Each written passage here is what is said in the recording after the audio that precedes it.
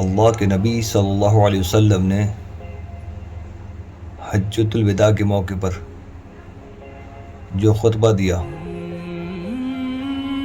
اس میں پوری امت کو متوجہ کیا اس بات کے لیے کہ اللہ کی کتاب کو مضبوطی سے پکڑو اور آپ کی سنتوں کو، یعنی کہ آپ کی طریقے کو. اور تمام صحابہ حضرت ابوبکر صدیق سے لے کے حضرت ابو ہریرہ تک، اور تابعین میں سعید بن مسیب سے لے کے امام ابن اسحاق، اور فقہاء محدثین میں امام ابو حنیفہ سے لے کر امام ابن حجر عسقلانی تک، سب کی محنت، کمر توڑ محنت اس بات پر لگی رہی کہ امت کے اندر قرآن کی فکر جاگے، قرآن کو سمجھنے والے بنے، اس کے حرام کو حرام، اس کے حلال کو حلال جانے، اور اللہ کے نبی صلی اللہ علیہ وسلم کی حدیث پر غور و فکر کریں، اس کو سیکھیں. اور تمام فقہاء محدثین نے اپنی پوری زندگی لگا دی. تو اس کے لیے میرے بھائی کوئی مشکل کام نہیں ہے. اس کے مقابلے میں باطل آتا ہے یہ کہتا ہوا کہ اگر آپ قرآن کو ڈائریکٹ پکڑو گے یا حدیث کو ڈائریکٹ پڑھو گے تو گمراہ ہو جاؤ گے. وہی ڈائریکٹ کون پڑھتا ہے؟ جو کتابوں پیچھے سے آ رہی ہیں چھپ کر، اس سے فقہاء محدثین کی، ان پر تمام 20 50 علماء کے سائن ہو رہے ہیں، اس پہ بڑے بڑے علماء شیخ الحدیث کے سائن ہو رہے ہیں، اور اس کو وہ ترجمہ کر کے آگے پہنچا رہے ہیں. کیوں پہنچا رہے ہیں؟ تاکہ عوام تلک یہ دین پہنچ جائے، تاکہ ان کی گرفت نہ ہو. اب عوام میں ایک بات باطل نے چلا دی ہے کہ اس کو ڈائریکٹ نہ پڑھیں گمراہ ہو جاؤ گے. تو میرے بھائی یہ تو نفسانیت والا دین ہے. دین سے بچنے کے حلہ آپ انسان نے بنا رکھا ہے.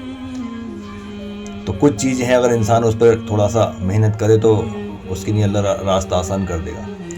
اس میں سب سے اول یہ ہے کہ فقہاء محدثین ایک تو ان پر اپنی نظر بنائے رکھیں. محدثین کا دامن چھوٹتا ہے آدمی تب گمراہ ہوتا ہے. اس لیے حدیث کو، اگر حدیث میں کامل درجہ انسان چاہتا ہے حاصل کرنا، تو اس کو چاہیے کہ فقہاء محدثین پر اپنی نظر بنائے رکھے. میں آپ کو 10 ایسے محدثین کے نام بتاتا ہوں.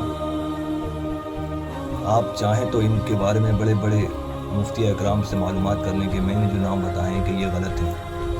اگر کوئی بھی انسان علم حدیث کے اندر اپنی پکڑ مضبوط کرنا چاہتا ہے اور چاہتا ہے کہ میں اللہ کے نبی صلی اللہ علیہ وسلم کی جو ذمہ داری اس امت پر پڑی ہے میں اس میں کچھ اپنا حصہ ڈال سکوں، تو اس کو چاہیے کہ ان فقہاء محدثین پر اپنی نظر بنائے رکھے اور ان کے دامن پکڑا رہے.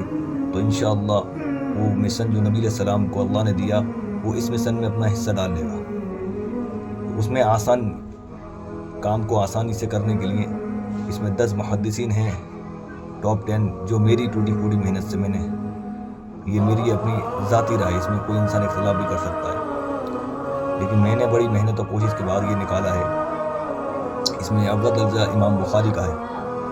علم حدیث میں ان کا کمال درجہ ہے. حدیث کی صحیح ڈیفینیشن امام بخاری اور امام مسلم نے بہت اچھی کی ہے. اس کے بعد امام مسلم کا نام آتا ہے دوسرے نمبر پر، زبردست کمال درجے کے.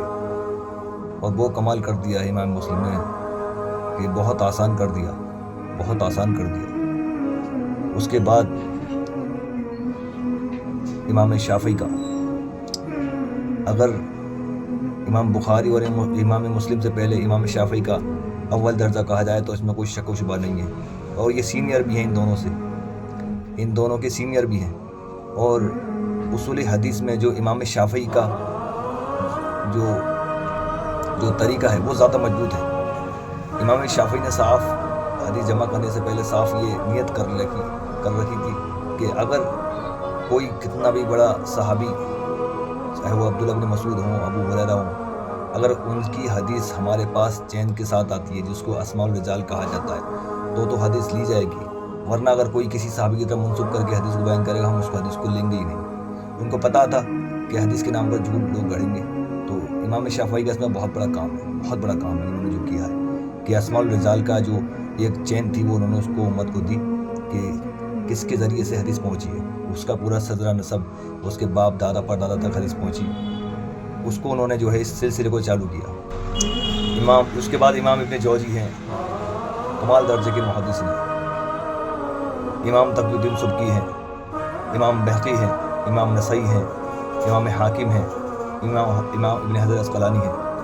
امام ابن جوزی بہت بڑی ہستی ہے، اور میں نے ایک جگہ پڑھا امام ابن جوزی کے بارے میں، جس قلم سے وہ حدیثیں اور علم کی کتابیں لکھا کرتے تھے، انہوں نے وہ جمع کر رکھی تھی قلمیں، اور ان قلموں سے انہوں نے وصیت کی کہ اگر میرا انتقال ہو جائے تو ان کو جلا کر ہی میرا پانی گرم کیا جائے.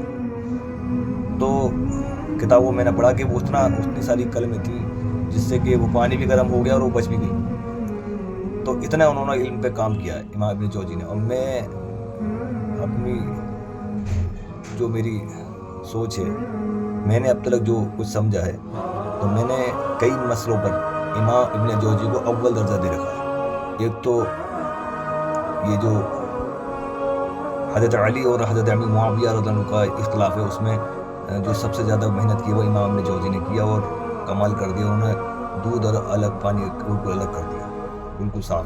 اور اس میں امام ابن جوزی کا کوئی ثانی نہیں ہے، اس مسئلے میں کوئی بھی نہیں ہے، کوئی بھی نہیں ہے. نہ امام بخاری ہے، نہ امام مسلم ہے، نہ امام شافعی ہے، نہ امام حنبل ہے، کوئی بھی نہیں ہے. امام ابن جوزی کا بہت بڑا کام ہے اس میں، اور انہوں نے بہت مضبوط دلائل اکٹھے کر رکھی ہیں، اس کا کوئی انکار کرنے والا نہیں ہے. امام ابن جوزی کا جو کام ہے بہت بڑا ہے. امام نسائی کا اپنا ایک طریقہ ہے، ان کو حدیث پہ بہت مہارت حاصل تھی. انہوں نے حضرت علی کے متعلق ان کی فضائل پہ کتاب لکھی، خصائص علی، اور بہت زبردست کتاب ہے. اور وہ کتاب اس میں حکم لگے ہوئے ہیں بعض محدثین کے، اور اچھی کتاب ہے، زبردست کتاب ہے خصائص علی. اور یہ امام حاکم کی کتاب المستدرک للحاکم علی الصحیحین، اور یہ وہ کتاب ہے جو امام بخاری اور امام مسلم سے جو حدیث چھوٹ گئی تھی وہ انہوں نے امام حاکم نے جمع کی ہیں. اس لیے اس کتاب کا نام علی الصحیحین ہے، یعنی کہ صحیح حدیثیں اس کے اندر ملیں گی آپ کو، اور اس شرط کے ساتھ ملیں گی جو شرط کے ساتھ بخاری اور مسلم کے اندر ہے، انہی راویوں کے ساتھ انہوں نے جمع کی ہے. اور آخر میں امام حضرت اسقلانی کا آپ سب لوگ جانتے ہیں کہ امام ابن حجر اسقلانی، اور اس وقت یعنی کہ یہ 773 ہجری میں ان کی پیدائش ہے، اور 857 میں یا 857 میں ان کی یا 52 میں وفات ہے. تو یہ بہت بڑی ہستی ہے. تو ہمیں ان سے جو ہے ان سے علم حاصل کرنا ہے. ان کی جو کمر توڑ محنت تھی وہ اس لیے نہیں تھی، بلکہ اس لیے تھی تاکہ امت تک دین پہنچے، جو طلبگار لوگ ہیں ان تک آسانی ہو جائے. آج بڑے بڑے علماء اور شیخ الحدیث نے یہ کتابیں ترجمہ کر کے، یہ 6 جلدوں کے اندر ہے. یہ المصطلح حاکم علی الصحیحین امام حاکم کی، یہ 6 جلدوں میں. اور یہ اس میں جو حدیثیں وہ امام بخاری اور امام مسلم کی جو شرائط ہیں اس کے حساب سے انہوں نے کتاب میں حدیث جمع کی ہیں. اور اس کتاب کے اندر آپ کو جو ہے بڑے بڑے فقہاء محدثین ان کے جو اقوال مل جائیں گے آپ کو، اور اس کتاب کے متعلق سب نے اپنی رائے دی ہے کہ بہت زبردست کتاب ہے. اور وقت کے جنہوں نے ترجمہ کیا ہے اور بڑے بڑے علامہ نے، اس میں ان کے سائن ہیں. اور اس کا ترجمہ کرنے کا مقصد کیا ہے؟ اس لیے تاکہ عوام تک دین پہنچے، اور تاکہ یہ جو بڑے بڑے علماء ہیں ان کی گرفت نہ ہو کہ تمہارے پاس علم تھا تم نے چھپایا کیوں. کیونکہ نبی اسلام کی حدیث ملتی ہے ہمیں کہ جس نے علم کی بات چھپائی اس کے منہ میں آگ کی لگام ڈالی جائے گی. ٹھیک ہے، ہر انسان اپنا کام کرے چلے گا. ہمیں بھی کچھ سوچنا چاہیے کہ ہم دنیا کے اندر اپنے کام بھی کریں، دنیا کی چیزوں کو بھی حاصل کریں، اور اپنے دین میں حصہ ڈالیں. جزا اللہ عنہ.